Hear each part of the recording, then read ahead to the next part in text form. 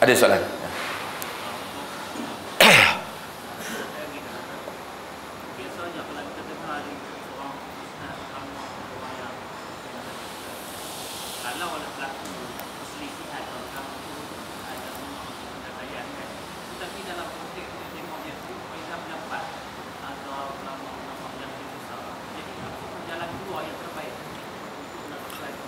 Sebenarnya perselisihan pendapat di Malaysia ni tidak ada masalah, sehingga ada orang pergi bagi tahu kata ada masalah. Yang berbalah di Malaysia saya lihat ialah parti politik. Yang orang Melayu berkelahi bertumbuk ialah isu politik. Saya tak pernah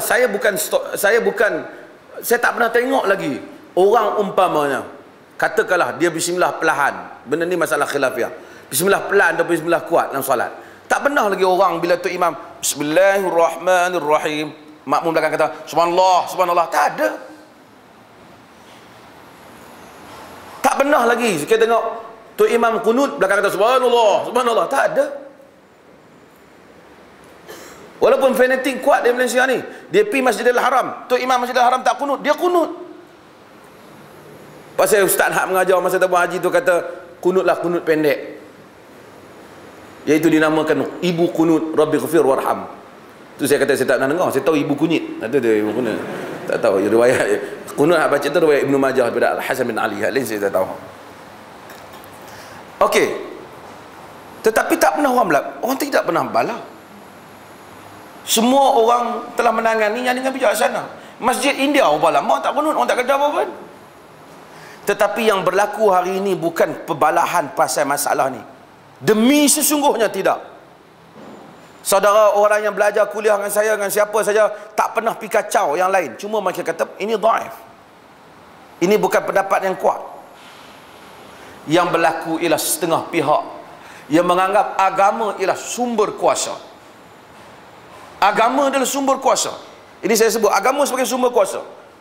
Apa maksud kuasa? Kenapa orang politik nak mempertahankan tempat politik dia? Bukan kerana nama tu, tetapi kerana dengan tempat itu, maka kuasa, dia ada kuasa mengarahkan orang, ada kuasa memerintahkan orang, ada kuasa menyebabkan orang kena ikut cakap dia. Apabila ada orang mula mengajar tentang hadis dhaif dan palsu, ada orang mengajar tentang bagaimana membezakan pandangan-pandangan ataupun membandingkan antara satu pendapat dengan pendapat yang lain, ini tak ada masalah. Al-fiqhul muqaran, fiqh muqaran ini, fiqh perbandingan ini telah ada di universiti-universiti pun. Tetapi ada orang dia rasa tak selesa. Dia bimbang besok orang tanya dia, ustaz, yang pendapat ustaz kata hari itu dalil dia mana?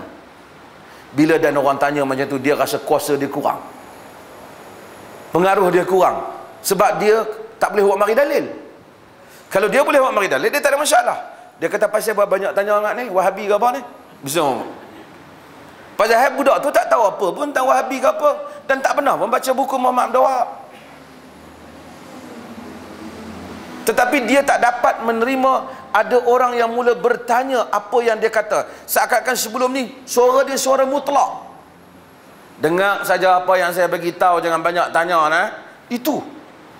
Maka apabila perkara itu dia pegang, tiba-tiba apabila orang awam mula terpelajar dan generasi mula buka internet, sebenarnya bukan saja pengaruh kepada pendakwa nak ikut kepada tauliah, ramai tak boleh ceramah, tetapi kerana generasi yang ada hari ini buka internet, baca fatwa internasional, baca macam-macam fatwa, dan mula bertanya ustaz-ustaz ni, kenapa ustaz kata begitu, sedangkan dalam dalil mereka kata begini. Orang ni dah gelisah. Lagi dia nak marah. Dia nak marah, dia tak tahu nak marah kat siapa. Dia kata puak-puak ni ajak ni. Padahal bukan kita ajar semua. Bukan kita ajar. Dunia terbuka. Jadi dia kata masyarakat sudah berbalah dan kelang kabut. Kita pun tak tahu siapa berbalah. Sehingga ada yang tak mau buat kenduri arwah. Itu di Penang kata, di Penang ni alhamdulillah negeri-negeri selat ni semua bagus. Tidak ada istana yang mengganggunya. Apa nama? Ada orang kata, ya akhi, tak ada masalah apa kalau orang tak pergi, orang yang tak, kalau ada orang tak pergi kenduri arwah, padahal kenduri arwah ni kitab Syekh Daud Patani pun tak bagi. Semua kitab mazhab Syafi'i tak bagi. Tak ada khilaf-khilaf tak bagi sebenarnya. Tak tu pun tak ada orang bila tengok orang buat kenduri arwah pergi ambil kuah kenduri arwah tuang atas kepala orang duk baca tu, tak ada. Pak Ginting dia tak pergi. Apa masalah kalau dia tak pergi? Entah makan pun tak payah buat banyak sangat.